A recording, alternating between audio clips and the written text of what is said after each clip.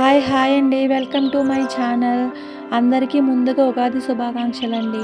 ఉగాది పండుగ పచ్చడి ఎందుకు తినాలి? ఆ రోజు ప్రాముఖ్యత ఏమిటో ఈరోజు తెలుసుకుందామా? మరో కొద్ది రోజుల్లో తెలుగువారి కొత్త సంవత్సరం ప్రారంభం కానుంది. తెలుగు పంచాంగం ప్రకారం చైత్రమాసం శుద్ధ పాడ్యమి రోజున ఉగాది పండుగతో కొత్త సంవత్సరం ఆరంభం కానుంది. ఈ ఏడాది ఉగాది పండుగ మార్చి 30న వచ్చింది. ఉగాది పండుగ రోజు అందరూ ఖచ్చితంగా ఉగాది పచ్చడి తినాలని పండితులు చెబుతుంటారు. అసలు ఆ రోజు ఉగాది పచ్చడి ఎందుకు తినాలి? కొత్త సంవత్సరం పేరేమిటి? మొదలగు వివరాలను తెలుసుకుందామా? తెలుగు ప్రజలు ఎంతో ఇష్టంగా భక్తిభావంతో జరుపుకునే పండుగల్లో ఉగాది పండుగ ఒకటి.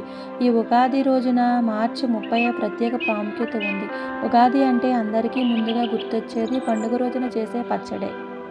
అన్ని పండుగల సమయంలో పిండి వంటలు ప్రత్యేకంగా నిలుస్తాయి. వాటినన్నిటికంటే అత్యధికంగా ఉగాది పచ్చడికి ప్రత్యేక గుర్తింపు ఉంటుంది.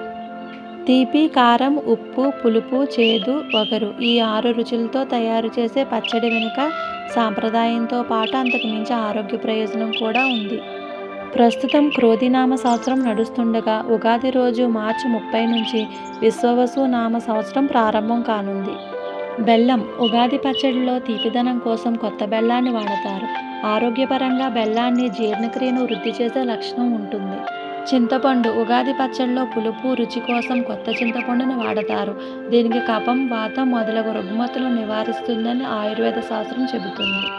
కారం ఉగాది పచ్చడిలో కారం రుచి కోసం పచ్చిమిరపకాయలను కానీ చిల్లీ పౌడర్ను కానీ వాడతారు. శరీరంలో ఉండే కొన్ని క్రిములు ఎన్ని మందులు వాడినా తొలగిపోవు. అలాంటివి మన శరీరానికి హాని కలుగజేస్తాయి. అలాంటి హానికరక క్రిములను నాశనం చేసి శరీరంలో ముఖ్యమైన పంచేంద్రియాలను చురుకుగా పనిచేయడానికి కారం ఉపయోగపడుతుంది. ఉప్పు ఉగాది పచ్చడిలో సైంధవ లవణం ఉప్పుని వాడతారు. ఉప్పు లేని కూర చప్పగా ఉంటుంది అనే విషయం మనకు తెలిసిందే. అంటే ఉప్పు తినని మనిషి జీవితం నిస్సారంగా కొనసాగుతుంది. లేత వేప పువ్వు దీనిని ఉగాది పచ్చడిలో ఖచ్చితంగా వాడతారు. వేప పువ్వు చేదుగా ఉంటుంది. ఉగాది పండుగ రోజు ఋతువులు మారతాయి. ఇలా మారటం వల్ల శరీరంలో కలిగే అనేక రోగాలకు మంచి ఔషధంగా పనిచేస్తుంది. లేత మామిడి పిందెలు ఉగాది పచ్చడి వగరు రుచి కోసం లేత మామిడికాయలను వాడతారు. వైద్యశాస్త్ర ప్రకారం ఇవి శరీరంలో రోగనిరోధక శక్తిని పెంచుతాయి. ఉగాది రోజున అతి ముఖ్యమైన వంటకం అంటే ఉగాది పచ్చడి. దీనికి షడ్రుచులు సమ్మేళనంతో తయారు చేస్తారు. ఈ షడ్రుచులను మన జీవితంలో జరిగే వివిధ అనుభవాలను సూచిస్తుంది. జీవితంలో జరిగే అన్ని రకాల భావాలను ఈ పచ్చడిలో ఇమిడి ఉంటాయి. ఇందులో ఒక్కో పదార్థం ఒక్కో భావానికి ప్రతికూలకగా ఉంటాయి. అందుకే ఉగాది రోజున అందరూ ఖచ్చితంగా షడ్రుచులు కలిసిన ఉగాది పచ్చడిని తింటారు.